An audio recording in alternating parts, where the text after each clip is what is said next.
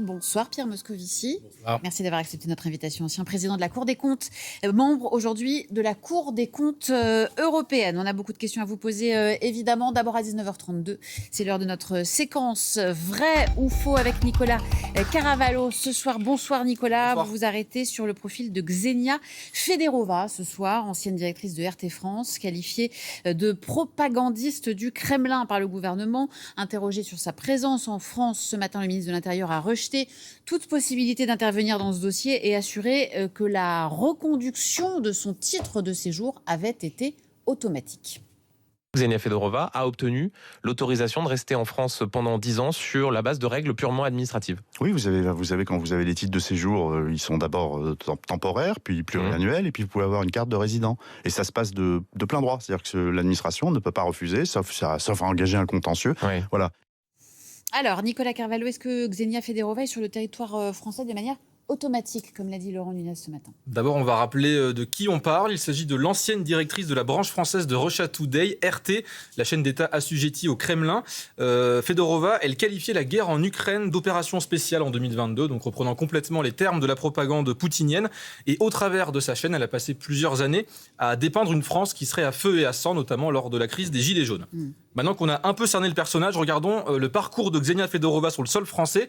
D'après l'enquête de nos confrères du Monde, elle arrive en France en 2017 et bénéficie d'un passeport talent, donc un titre de séjour accordé lorsqu'un étranger exerce un emploi hautement qualifié, passeport qui lui permet ensuite de créer sa chaîne RT France. En 2021, titre de séjour renouvelé pour 4 ans, elle obtient donc une carte de séjour. Sauf que, en 2022, la Russie envahit l'Ukraine et la chaîne RT France est interdite en Europe car elle diffusait la propagande du Kremlin.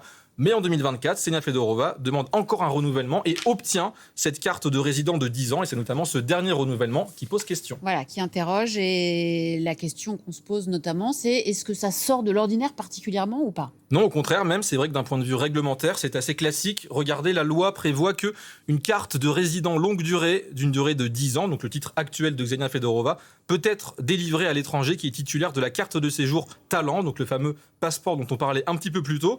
Donc son titre de séjour n'a rien d'exceptionnel, mais il faut un petit peu nuancer ce que dit Laurent Nunez. Certes, ce renouvellement était de plein droit, mais on a pu le vérifier auprès de plusieurs spécialistes du droit des étrangers. Ça ne veut pas dire que la préfecture ne pouvait pas du tout intervenir, elle n'avait pas le droit de regard, elle pouvait intervenir. Elle a donc pu refuser ce renouvellement. Oui, chaque année, plusieurs milliers de renouvellements de plein droit comme celui-ci sont refusés et même plusieurs milliers de titres déjà délivrés sont retirés chaque année, notamment en raison d'une menace à l'ordre public. C'est ce qui a été invoqué, par exemple, dans le cas de l'influenceur algérien Doualem, qui avait beaucoup fait réagir le gouvernement l'an dernier. Son titre de séjour avait été retiré pour avoir appelé à punir les opposants du régime algérien en France. L'État avait considéré qu'il s'agissait de la voix d'une puissance étrangère provoquant une menace à l'ordre public en France. Il y avait une notion d'appel à la violence qui diffère de Ksenia Federova, mais on peut citer aussi Bachir Biazar, journaliste iranien expulsé en 2024, car le gouvernement l'accusait d'être un agitateur qui promeut les vues de la République d'Iran en répétant la propagande du régime et en harcelant les opposants. Des profils qui s'apparentent un petit peu à celui de Ksenia Federova. Le ministre des Affaires étrangères l'a qualifié de propagandiste patenté. Emmanuel Macron disait de son média qu'il s'agissait d'un organe d'influence de Moscou. Visiblement, ça ne suffit pas pour l'instant à être qualifié de menace à l'ordre public. Merci beaucoup. Nicolas Carvalho, un rendez-vous exceptionnel cette semaine avec toute l'équipe de Vrai ou Faux. Ça sera mercredi soir, la 300e émission déjà, 20h45. Donc, sur France Info, émission spéciale consacrée à l'intelligence artificielle, comment elle va bouleverser notre monde, notamment en matière de désinformation. Ça sera en direct, présenté par Julien Pain. Merci beaucoup, Nicolas. Pierre Moscovici, propagandiste patenté qui sert la soupe de Poutine. Voilà comment Jean-Noël Barrot la qualifie, Ksenia Federova. Comment expliquer qu'en 2024, alors que, comme vient de le rappeler Nicolas, 2 ans auparavant, la chaîne de télévision pro-Kremlin qu'elle dirigeait avait été interdite de diffusion sur le sol européen pour action de propagande continue et concertée qui menace directement et gravement l'ordre et la sécurité publique, comment expliquer qu'elle ait obtenu ce renouvellement de titre de séjour? Est-ce qu'on peut vraiment imaginer que ça a été fait comme ça de manière automatique par un fonctionnaire de la préfecture de police, que le sommet de l'État n'ait pas regardé cette affaire? Écoutez, je viens d'entendre les explications qui sont données. Je n'ai pas les éléments pour dire si c'est normal, pas normal, simple, pas simple, qui est intervenu ou pas. Je n'ai pas de suspicion a priori. Mais il me semble que le vrai problème, ce n'est pas le titre de séjour. c'est le fait que, si j'ai bien compris, cette dame opère aujourd'hui dans un média. Elle était propagandiste. Dans plusieurs médias détenus par Vincent Bolloré. Du groupe Bolloré. Elle était propagandiste de Poutine. Elle demeure propagandiste de Poutine. Elle était sur le média appelé RT. Il a été interdit. Et maintenant, elle fait la propagande de Poutine de la même manière, avec les mêmes termes, peut-être un petit peu aujourd'hui allégés, sur un média qui est un média du groupe Bolloré. Le problème, pour moi, il est là. C'est un problème de guerre culturelle, en quelque sorte. Je ne vois pas pourquoi, au fond, elle a été interdite sur RT et elle est autorisée sur un autre média aujourd'hui. C'est ça le vrai problème. Le titre de séjour, ça détourne un petit peu la question, parce que ça met la focale éventuellement sur quelque chose que le gouvernement aurait fait. Il n'y a pas, ou pas fait. Je n'ai pas d'accusation à faire de cette nature-là. En revanche, je vois ce qu'elle fait, je vois où elle le fait. Elle devrait s'en saisir. Ça me paraît ressortir davantage d'elle qu'en effet du ministère de l'Intérieur.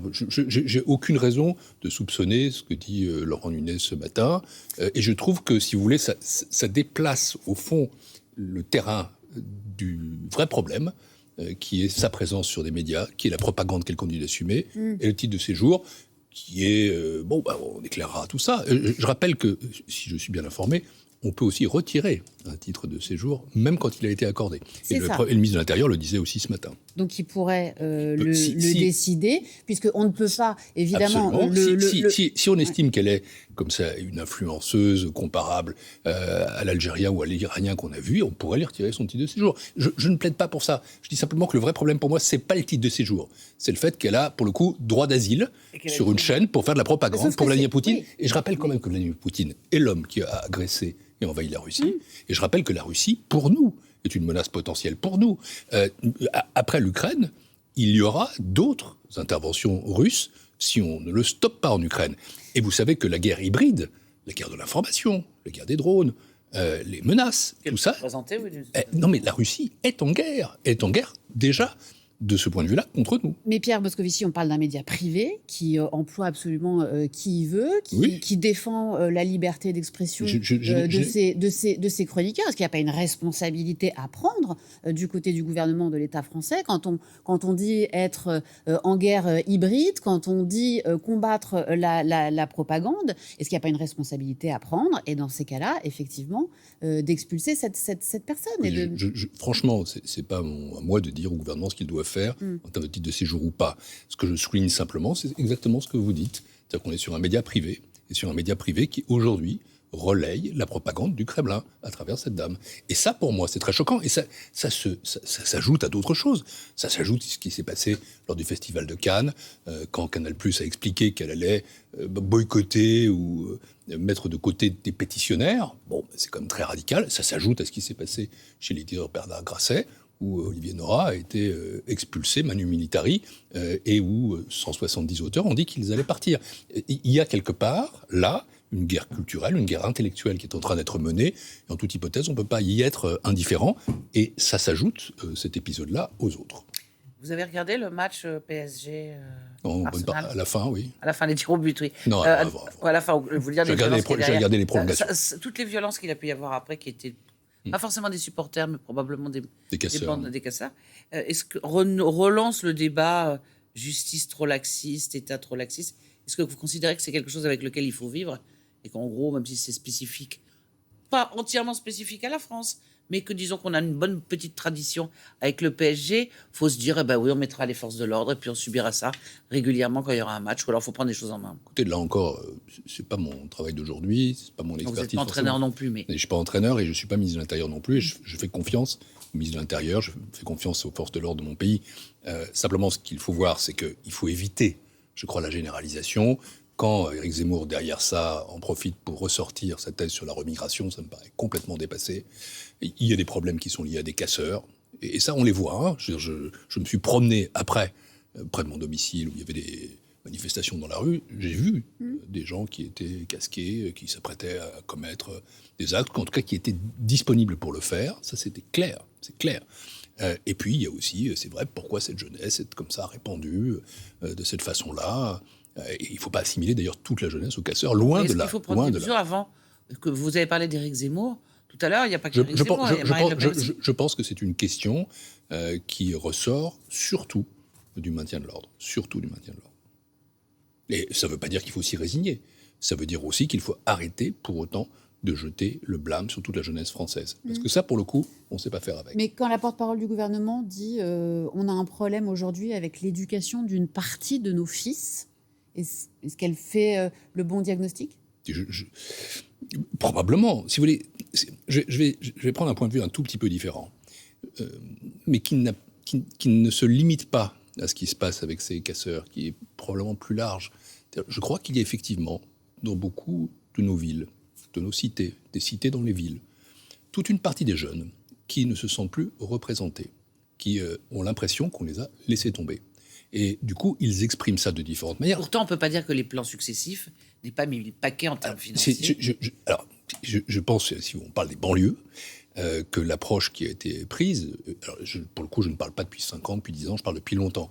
J'ai été élu local, j'étais président d'une agglomération, l'agglomération du Pays de Montbéliard, et il y avait dans cette agglomération 6 quartiers qui étaient des quartiers politiques de la ville, et qui étaient des quartiers notamment où on a déversé beaucoup d'argent de ce qu'on appelle l'ANRU, c'est-à-dire l'Agence nationale de rénovation urbaine. Et ça, c'est très bien, parce que ça a changé le bâti.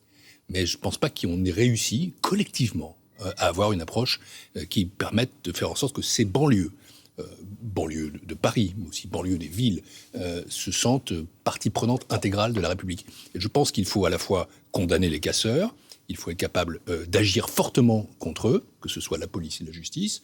Peut-être y a-t-il des choses à changer dans le maintien de l'ordre, mais il faut soutenir les forces de l'ordre. Et il y a surtout quelque chose à changer dans l'approche, je crois, de nos banlieues et de cette jeunesse. On ne peut pas la laisser complètement dériver. C'est bien sympathique de dire qu'une partie de nos fils est mal éduquée.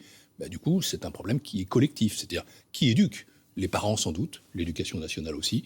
Et c'est le politique qui doit faire en sorte qu'ils aient des chances égales à d'autres. Ça, je crois que c'est un vrai problème de société, si vous voulez. C'est pas une excuse que je donne là. C'est simplement un diagnostic. Je pense que nous avons collectivement un problème. La gauche à laquelle vous avez longtemps appartenu, notamment le Parti socialiste, a longtemps été accusée de naïveté en la matière. Par rapport aux banlieues ? Oui, par rapport à la sécurité. Et que croire que c'était, en gros, un problème de moyens donnés aux banlieues, mais qu'il y avait peut-être un problème culturel aussi. L'ANRU est une excellente invention qui, si je ne me trompe pas, peut être attribuée à Jean-Louis Borloo. Qui fut un ministre du logement et de la ville, qui a laissé des traces, qui a laissé des traces et plutôt des bonnes. Donc c'est pas que la gauche, si vous voulez. J'ai l'impression simplement que, s'agissant de la jeunesse, de son éducation, de son insertion dans la société, de son bien-être au sens global du terme, pour le coup, ça fait un bon moment que ce problème n'a pas été empoigné. Et du coup, ça a des traductions qui peuvent être aussi diverses que certaines violences. Encore une fois, il ne faut pas jeter le propre sur cette jeunesse, mais se demander pourquoi elle est là toujours, à se fêter comme ça. Ou bien ça peut avoir des traditions politiques aussi, dans certains votes. Certains votes, on peut les blâmer ou pas, on peut les apprécier ou pas, il faut les comprendre. Il faut comprendre d'où ça vient. Vous avez l'air de dire dans un article, on viendra 2 minutes sur autre chose, qu'en gros, il y a une partie, notamment les banlieues dont vous parlez, qui a été laissée en déshérence, dont on ne s'occupe pas, et qui a été en revanche captée par Jean-Luc Mélenchon, pendant que l'autre partie ouvrière, ou la classe ouvrière, ce qu'on appelait comme ça dans le temps, était récupérée par le RS. Vous trouvez vraiment que c'est... Oui, je le vois, et je le vois électoralement. Vous savez, on est toujours en train de parler des extrêmes. Mais d'où sortent-elles, au fond ? Elles sortent sans doute de rejet, mais elles sortent aussi parfois de volonté et de choix. Il faut être très conscient de ça. Si l'extrême droite fait à peu près 40%, et si Jean-Luc Mélenchon fait entre 10 et 20%, parce que c'est la vérité, c'est qu'il y a bien quelque chose qui s'est produit. C'est-à-dire que la structure politique, au fond, a implosé ou explosé, comme on voudra. Et je reviens à cette expérience d'élu local qui fut la mienne il y a longtemps, parce que j'ai quitté la vie politique il y a une 12aine d'années pour prendre des fonctions dans des institutions impartiales et indépendantes, que ce soit la Cour des comptes ou la Commission européenne ou ce que je fais aujourd'hui. Eh bien, j'ai vu ça. J'étais l'élu d'une région très ouvrière, une des plus ouvrières de France. Mon premier mandat était celui d'être conseiller général de Sochaux, là où se trouve la plus grande usine automobile française. Je sais ce que c'est que ce monde ouvrier. Je l'ai côtoyé, ça a été mon électorat.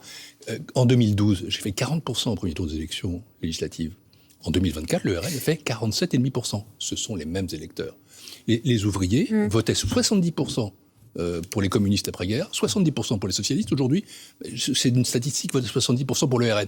Et quant aux électeurs des cités, là aussi, il faut regarder les choses. Et après, il faut se demander, il ne faut pas les blâmer, il faut se demander au fond, pourquoi ça s'est passé comme ça. Et eux, c'est vrai, se sont sentis délaissés. Ça ne veut pas dire qu'on les a abandonnés. Ça veut dire en tout cas qu'il faut leur tendre la main. Et il faut les récupérer. Pas au sens de la récupération bête et méchante, mais vous savez, on parle beaucoup comme ça de segmentation électorale. Finalement, les ouvriers votent là, les enfants des cités votent ici, les cadres votent là. Ça, c'est un gros problème français. Et dans l'élection présidentielle de 2027, ce qu'il faudra faire quand même, c'est rassembler les Français. Ça fait quelque chose qu'on a oublié depuis longtemps, le rassemblement. Ce sont des territoires qui ont été délaissés, notamment sur le plan économique. Vous avez parlé sur le plan politique. Aussi sur le plan politique, mais je voudrais qu'on s'arrête sur le plan économique. Vous avez parlé des usines automobiles, notamment les usines automobiles aujourd'hui, elles ferment le plus souvent dans notre pays. Elles réduisent. Le plus souvent, et on ouvre des data centers. Alors c'est la nouvelle du jour, 93 milliards d'euros d'investissement dans les années qui viennent, annoncé à l'occasion de ce sommet Choose France, qui est organisé chaque année par Emmanuel Macron pour attirer les investisseurs. La plupart de ces investissements sont liés à l'intelligence artificielle et en particulier à la construction de ces data centers qui sont parfois décriés. Il y a des élus locaux qui disent ça ne crée pas énormément d'emplois par rapport à la place que ça prend, au foncier que ça utilise, et de fait, 93 milliards, 15 000 emplois, même si le patron de SoftBank, le japonais, dit non, on va en créer plusieurs dizaines de milliers. Il sera l'invité de Léa Salamé, je le précise, ce soir dans le journal de 20h. J'en arrive au bout de cette très longue question.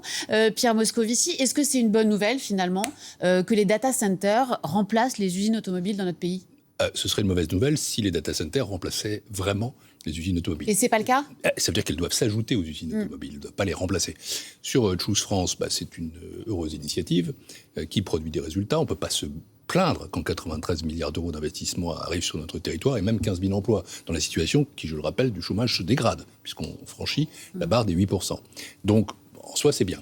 Après, il y a plusieurs problèmes. Le problème, c'est qu'il faut passer des annonces ou des engagements en réalisation. Et ça, on a vu sur les dernières années que ça prend parfois du temps. Que ça ne se fait à peu pas près entre complètement. 30 à 40% des choses qui n'aboutissent pas. Oui, mais ça, il faut le dire. Et notamment parce qu'il y a des entreprises qui mettent la clé sous la porte. Il faut ramener le chiffre au réalisé, pas seulement à l'annoncer. Et puis par ailleurs, manifestement, ça ne résout pas les problèmes de l'économie française dans son ensemble, parce que je rappelle que notre croissance est aujourd'hui faible, qu'elle est largement inférieure à 1%, que pour l'année prochaine, la prévision n'est guère meilleure. Je rappelle que cette économie crée peu d'emplois, que le chômage est en train d'augmenter, que notre attractivité globale pâtit aussi d'une certaine image. Et donc c'est un peu une bonne nouvelle au milieu d'un paysage qui, lui, est beaucoup plus contrasté. Mais c'est au moins apporté au crédit d'Emmanuel Macron, ça. Et il y a des choses qui sont apportées, heureusement, au crédit d'Emmanuel Macron. François Hollande, même, qui a commencé avec la politique. Bien sûr, donc je veux dire, on ne va pas jouer à ça. C'est pas d'un grand intérêt, au fond, de savoir ce qui est au crédit ou pas au crédit. Si, c'est quand même. On va avoir une campagne présidentielle, on va avoir un débat. Vous savez bien, il va y avoir ceux qui vont défendre le fait d'aider les entreprises, un certain nombre de mesures fiscales. Ça va être aussi ça, le débat sur le bilan de ces quinquennats d'Emmanuel Macron. Donc la politique de l'offre, c'est une bonne politique, ça marche, il faut continuer. Alors, la politique de l'offre ne date pas, en effet, d'Emmanuel Macron. J'ai été ministre des Finances de 2012 à 2014, c'est à ce moment-là qu'on l'a lancé, notamment ce qu'on appelait le crédit d'impôt compétitivité emploi. Et forcément, si vous voulez, ça, il n'y a pas besoin d'être droite ou de gauche pour ça. Développer l'offre, c'est-à-dire développer la production, est indispensable. Si vous voulez redistribuer un jour quelque chose, il faut produire. Et on a besoin que les entreprises de ce pays se portent bien. Après, la question, c'est quelle politique de l'offre ? Comment le fait-on ? Comme ministre des Finances, j'ai aussi créé la Banque publique d'investissement, qui est un gros succès sur nos territoires. Donc, ce qui est clair, c'est qu'on a besoin d'investir aujourd'hui, et d'investir des centaines de milliards d'euros. Transition écologique, transition numérique. Et si on rate la frontière technologique, pour le coup, le pays sera extrêmement affaibli, et l'Europe aussi.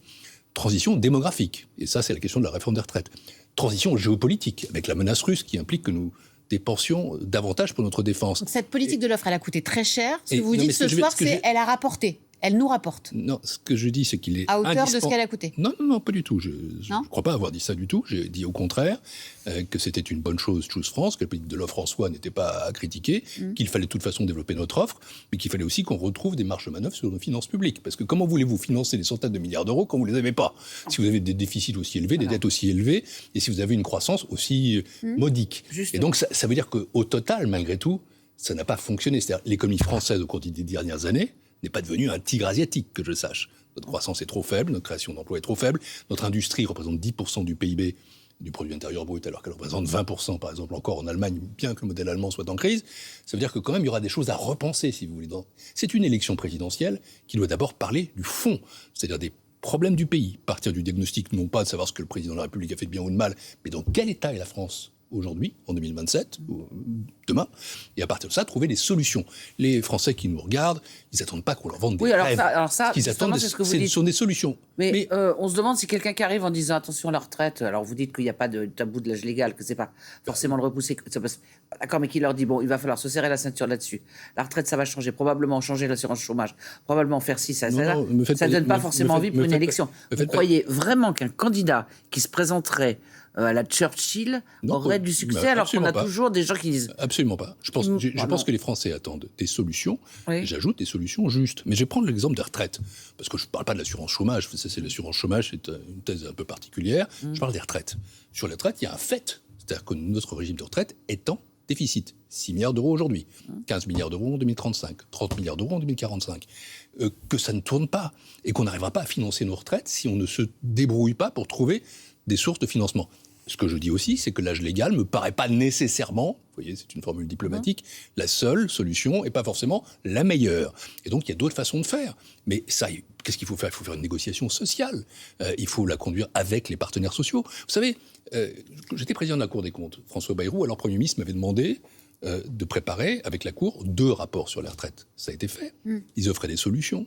Et on a été, franchement, à 2 doigts d'avoir un accord entre les syndicats réformistes et le MEDEF, mais le MEDEF a refusé de prendre en compte une question qui doit impérativement être prise en compte, qui est la question de la pénibilité. Oui. Et ça fait capoter. Est-ce que vous savez qu'un ouvrier, si c'est un homme, vit 3 ans de moins, son espérance de vie est de 3 ans de moins que celle d'un employé. Est-ce que vous savez que si c'est une femme, c'est 2 ans de moins ?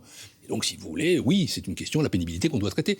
Je pense qu'on peut réformer les retraites dans ce pays, qu'on peut le faire de façon juste. Ça sera mis à plat. Est-ce qu'on est bien parti ? Et ça, c'est pas de l'austérité. Mais je dis aussi que si on n'est pas capable de trouver de l'argent, des ressources, comment pourra-t-on investir pour l'avenir ? Pour l'avenir de nos enfants, pour l'avenir de la jeunesse, pour l'avenir du pays ? Est-ce que c'est bien parti, justement, pour qu'il y ait des programmes, des bons candidats, et qu'on choisisse des choses... Je ne suis pas l'arbitre des élégances. Non, d'accord. Mais enfin, en gros, votre jugement qui est de dire, contrairement à ce qu'on croyait il y a quelque temps, l'hypothèse d'un Mélenchon-Bardella est quelque chose de totalement plausible. Possible, oui. Possible, oui. Pourquoi ? Alors, possible ou probable ? Alors, attendez. D'abord, première chose, vous me demandez si l'élection est bien partie. Ouais. Moi, ce que j'attendrais comme citoyen, avec un peu d'expérience, quand même d'homme public, que ce soit homme politique jadis ou fonctionnaire, c'est qu'on pose les vrais problèmes et qu'on traite les vraies questions et qu'on apporte les vraies solutions. Parce que, vous savez, si on revient aux banlieues, aux ouvriers, qu'est-ce qui fait que les choses ont dérivé ? C'est une crise du résultat. C'est qu'on a l'impression qu'il n'y a pas eu de résultat dans les politiques. Et ce que les citoyens attendent, c'est du résultat. Et donc, pour avoir du résultat, il faut avoir un diagnostic, et puis après, il faut proposer des solutions. Et ça, je crois que... Le diagnostic, on l'a. Oui, enfin, non, parce que comme vous dites très justement, certains diront « tout va très bien, Madame la Marquise », alors que d'autres diront « tout est acheté », et c'est probablement ni l'un ni l'autre, en vérité. Alors, je reviens à ça. Après, il y a un paysage politique qu'on connaît. C'est-à-dire que l'extrême droite est extrêmement haute dans les intentions de vote, autour de 40%. Jusqu'à 40, oui. Voilà, tout compris. Voilà, avec Zemmour, Dupont-Aignan, etc. C'est que l'extrême gauche, ou en tout cas Jean-Luc Mélenchon, est entre 10, 15, 20. Ça fait donc plus de 50. Ça veut dire que le reste des formations politiques a beaucoup rétréci par rapport à une époque que j'ai connue. Et parfois, quand je les regarde de loin, j'ai l'impression qu'ils ne s'en rendent pas compte. Vous savez, par exemple, je vois Gabriel Attal versus Édouard Philippe, on dit c'est Balladur, Chirac. Il se trouve qu'en 1995, moi j'étais le président de l'association de financement de Lionel Jospin, donc j'ai vu ça au premier rang. Ouais, il y avait une petite différence quand même, c'est que Balladur plus Chirac, ça fait 40%. Et qu'on savait, et même Lionel Jospin le savait, que celui des deux qui irait au deuxième tour serait élu président de la République. Est-ce qu'on peut dire ça aujourd'hui ? Je constate que le post-macroniste, ça fait à peu près 20%, et que le centre-gauche, ça fait maximum 20%.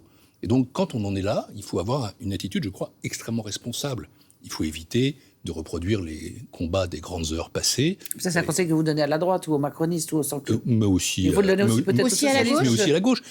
À la fin, ce qui est souhaitable, c'est qu'il y ait un bon candidat, solide, robuste, capable d'incarner, que ce soit la gauche, je ne peux pas l'appeler centre-gauche, disons la gauche qui n'est pas extrême, la gauche réformiste. Jean-François Hollande ou Raphaël Glucksmann ? Et pourquoi pas qu'ils démontrent l'un ou l'autre qu'ils peuvent être candidats. Ils démontrent comment, avec les sondages ? Non, je crois que c'est aussi... le sondage, ça en fait partie. Mais c'est comprendre ce qu'est le pays. Vous savez, Raphaël Glucksmann, je trouve qu'il a une attitude finalement assez sage, en disant « je me donne 3 mois ». C'est-à-dire qu'il se donne 3 mois pour vérifier s'il peut rassembler. Et dans 3 mois, il donnera sa réponse. Si ça a marché, c'est-à-dire si on sent une dynamique, parce que c'est ça qui compte, c'est la dynamique. Les sondages sont une mesure, mais c'est pas la seule. Eh ben, il sera le candidat. François Hollande, il a une force et une faiblesse. C'est la même, il a été président de la République. Ça lui donne une force parce qu'il a une expertise, et puis en même temps, en général, on ne revient pas. Il faudra qu'il démontre cela, parce qu'aujourd'hui, on voit que les planètes ne sont pas alignées. Il faut faire confiance. Et après, si c'est ni l'un ni l'autre, ce sera quelqu'un d'autre. Mais vous croyez au quelqu'un d'autre et de candidature de novembre, genre vous, par exemple? Moi, personnellement, je ne suis pas obsédé par ça, mais je suis obsédé par mon pays. Je suis obsédé par son intérêt. Tout le monde dit ça. Hein. Vous laissez un temps, comme Raphaël Glucksmann? Non, je ne suis pas du tout dans cette logique-là. Je suis dans une autre logique.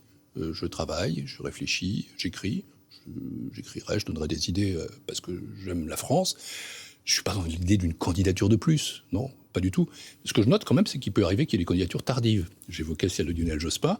C'est en 1995. Il se lance en décembre. On sentait que ça allait venir. Il n'y avait pas non plus. Aujourd'hui, elle pourrait venir d'où ? Je vous rappelle une chose, chère Nathalie Zancré, que vous connaissez comme politique depuis quelque temps, c'est que ça s'est passé quand Jacques Delors s'est retiré. Oui. Si je ne me trompe pas, c'était le 11 décembre. Aujourd'hui, elle viendrait d'où, cette candidature tardive de gauche ? Pour l'instant, avant de penser aux candidatures tardives, pensons aux candidatures qui sont là. Je le répète, il y a des gens qui sont candidats, mais qui fassent leurs preuves, qui démontrent qu'ils sont capables d'enclencher une dynamique. Et il faut leur faire confiance. Et faire confiance à la fois à leur capacité, j'espère, et aussi à leur esprit de responsabilité. Et pour vous voyez, je suis très, très optimiste. Pour l'instant, la dynamique à gauche, elle est du côté de Jean-Luc Mélenchon, clairement. Il faudra bien faire en sorte que ce ne soit pas la seule, je crois, parce que pour le coup, si on a un Mélenchon Bardella ou un Mélenchon Le Pen, le problème que ça me pose, je me sors de tout ça, moi je ne fais pas de politique aujourd'hui, c'est qu'on connaît le résultat. C'est-à-dire que Jordan Bardella sera président de la République. Et en quelque sorte, Mélenchon prend un risque énorme. Si j'étais dans la politique, je pourrais avoir une sorte de slogan. Vous voulez Bardella, votez Mélenchon. Pour un électeur de gauche. Vous avez déjà le slogan. Merci. Non, parce qu'il faut avoir un slogan positif. Merci beaucoup. Mais ça, c'est pas un slogan, c'est une petite analyse. Une mise en garde. Merci à vous. Pierre Moscovici d'avoir été notre invité. Merci Nathalie. À demain, 18h, sur France Info. Les informés dans un instant.